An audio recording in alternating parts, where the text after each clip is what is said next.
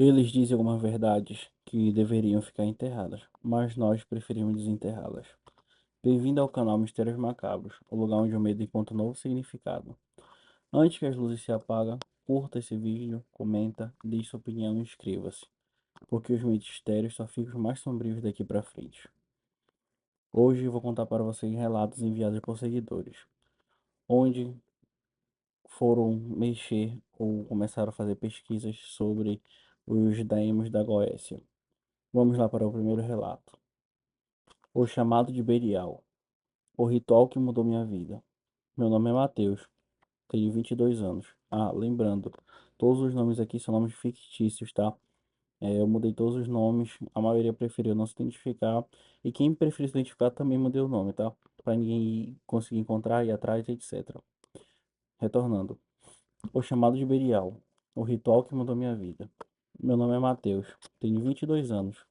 E o que eu vou contar aqui aconteceu quando eu tinha acabado de completar 18. Até hoje lembro disso e me dá arrepios e a sensação de medo que senti naquela época. Nunca me abandonou totalmente. Tudo começou na casa do meu tio-avô, Ademar, um homem excêntrico que colecionava livros raros e objetos antigos. A casa dele sempre teve um ar sombrio, mesmo durante o dia. O cheiro era de madeira úmida, derretidas e quadros de pessoas que eu não conhecia. Enquanto ele cochilava na sala, resolvi explorar as estantes do corredor e de uma biblioteca. Foi quando encontrei o livro.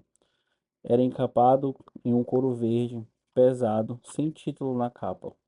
No centro havia um símbolo estranho, um círculo com quatro pontas e uma coroa invertida. Eu senti algo estranho ao tocá-lo, um arrepio que percorreu minha espinha. A primeira tinha um nome que me gelou, Belial. Eu já havia lido sobre ele em traduções antigas da Goécia. Belial, um dos quatro reis do inferno, concedendo poder, influência e conhecimento, mas sempre a um preço elevado. O livro continha instruções vagas para invocá-lo, símbolos, palavras em latim e frases que diziam: aquele que deseja o favor de Belial deverá chamá-lo pelo nome e selar o pacto com sangue, sob a luz das velas e o sussurro do próprio medo. Nos dias seguintes, devorei tudo que consegui encontrar na casa do meu tio sobre Belial. Histórias, fóruns antigos falavam de pessoas que enlouqueceram e desapareceram ou tiveram suas vidas destruídas depois de tentar invocá-lo. Mas de alguma forma aquilo me atraía muito mais. Parei o ritual com cuidado. Velas pretas, sal, círculo de proteção, giz para desenhar os símbolos e todas as instruções do livro. Esperei a lua nova e o momento exato, às 3 horas da manhã, para começar. Quando iniciei a invocação, tudo parecia normal. Ele botou aqui entre parênteses. Existe uma grande diferença entre evocação e invocação, mas não irei explicar aqui. Se quiserem, vão pesquisar. Mas pouco a pouco senti um frio intenso atravessando meu corpo. As velas tremiam e por um instante juraria ter visto minha sombra se mexer sozinha. Os livros pareciam vibrar e uma voz inaudível sussurrou meu nome. Nos dias seguintes começaram os pesadelos. Sombras se movendo pelo meu quarto, sussurros chamando meu nome e a sensação de ser observado. Minha energia começou a desaparecer. Acordava de madrugada, gelado de medo, meu corpo tremendo e sem conseguir me levantar.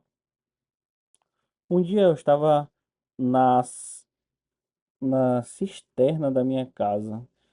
Estava na cisterna da minha casa e senti algo me observando. Quando me virei, vi que era uma figura de um humano com uma cara deformada, coberta por um manto preto. O rosto parecia de osso e tinha um cheiro de enxofre. É igual aquele cheiro que todo mundo sentia no Sobrenatural. Encheu o ambiente e fiquei paralisado. E o que deveria ser segundos pareceu ser uma eternidade.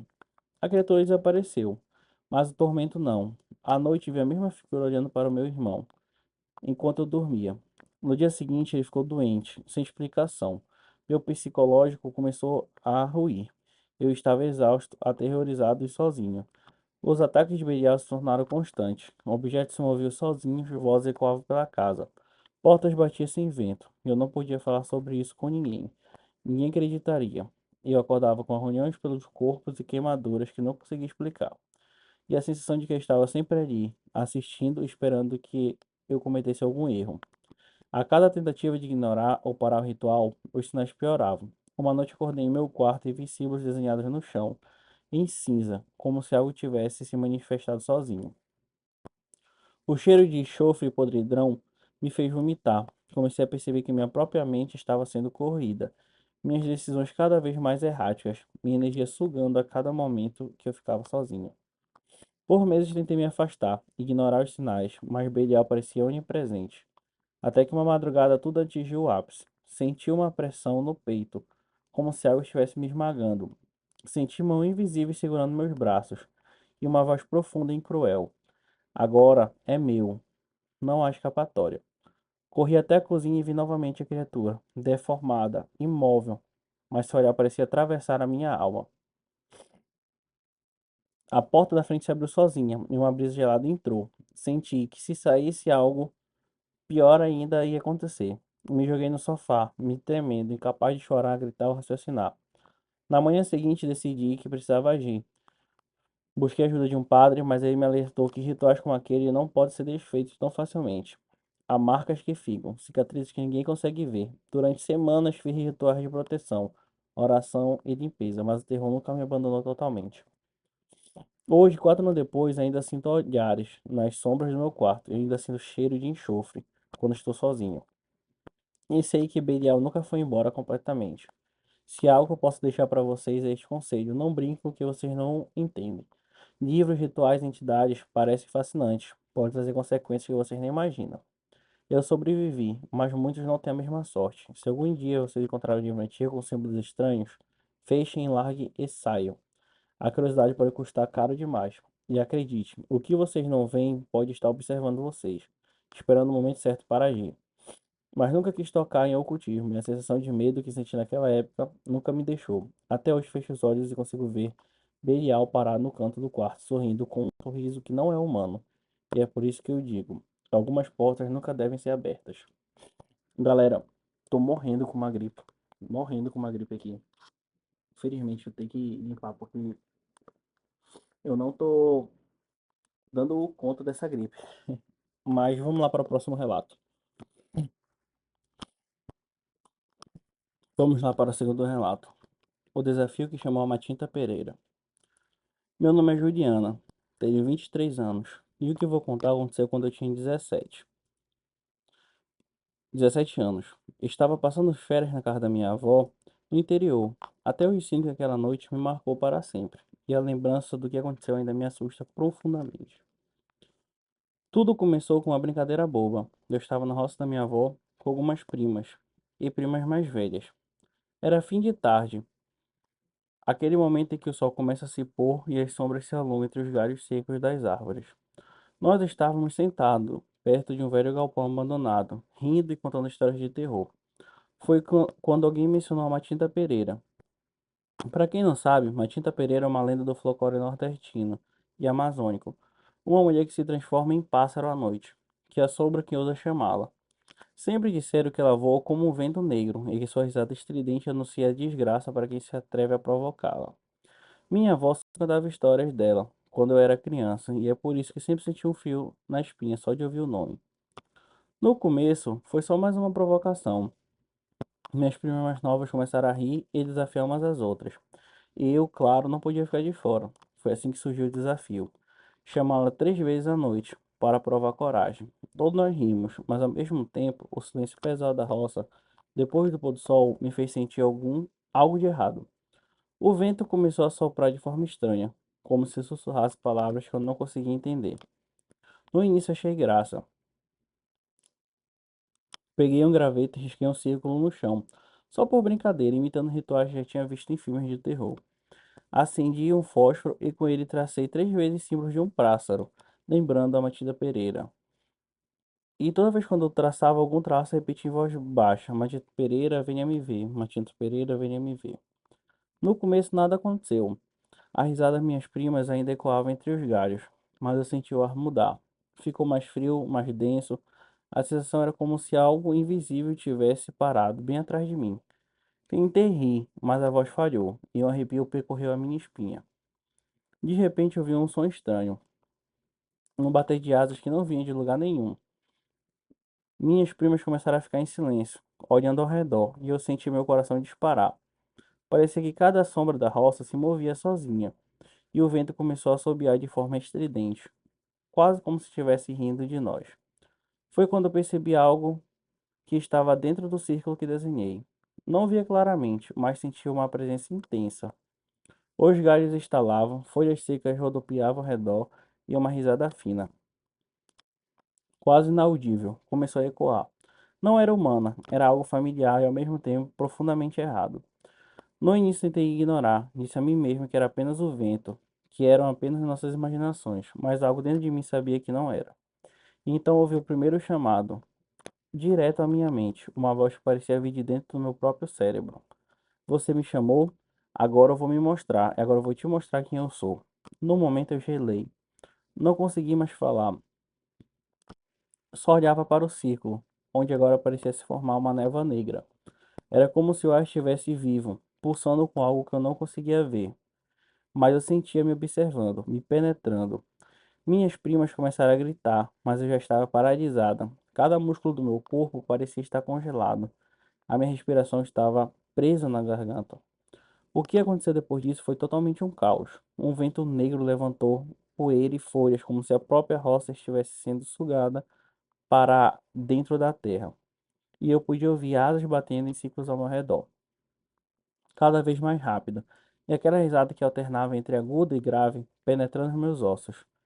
E um instante senti como se mãos invisíveis tentassem me puxar para o chão. Tentei gritar, mas minha voz não saía. Foi como se algo estivesse brincando comigo, testando meus limites. Uma luz fraca, azulada e espectral começou a surgir no meio do círculo, revelando parcialmente uma figura alta, erguia com braços compridos e um capuz que escondia o rosto, mas a risada ainda era perfeitamente audível.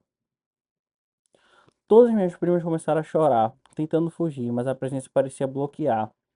Ficava rodando ao redor da gente. O galpão abandonado parecia distante, como se estivéssemos presos em uma bolha de sombra. Eu senti o coração batendo tão rápido que pensei que fosse explodir. Cada tentativa de mexer, minhas pernas falhavam. Então ela falou de novo, agora muito mais claro. Aquela pessoa que ousa brincar com meu nome paga muito caro, viu? Não pude evitar o grito que saiu da minha garganta. Na mesma hora o vento parou, a luz desapareceu e a presença desvaneceu. O silêncio voltou, mas era pesado e sufocante, como se o mundo tivesse sido drenado de som e calor. Nossas primas estavam todas em prantos. Eu, com as mãos trêmulas, sentei no chão tentando recuperar o fôlego.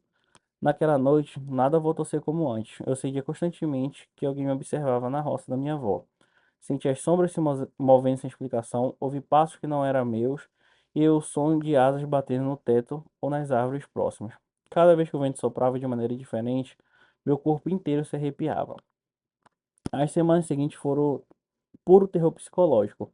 Eu não conseguia dormir sem sentir presença na cama, nem entrar no quintal sem ouvir sussurros. A sensação era de que a Matilda Pereira não tinha ido embora, apenas me deixado viver, observando e esperando meu próximo erro. Minha avó percebeu mudanças em mim, insônia, estava mais pálida, assustada. Ela disse que já tinha ouvido histórias sobre jovens que provocaram e que jamais conseguiria esquecer.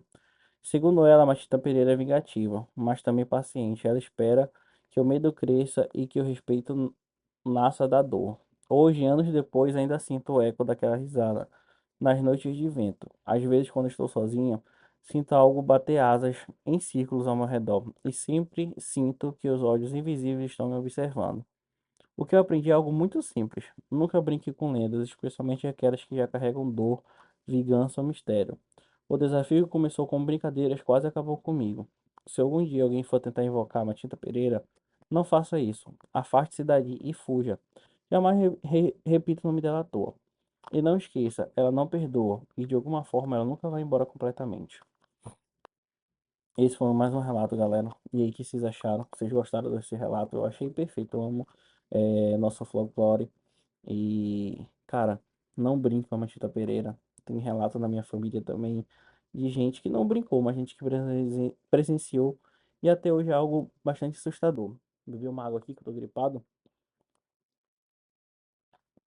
Minha boca fica muito seca, cara. E aí, galera, se vocês gostaram do relato, esse foi nosso vídeo de hoje. Deixa um like, se inscreve, compartilha. Nos ajude a crescer aqui no YouTube. E também vai estar no link aí embaixo as nossas redes sociais, tá? E as outras plataformas de vídeo vão lá, confere, que tem vários vídeos legais. E se você gostou, não deixe de compartilhar com a família, com amigos. E tamo junto. Valeu, até o próximo vídeo.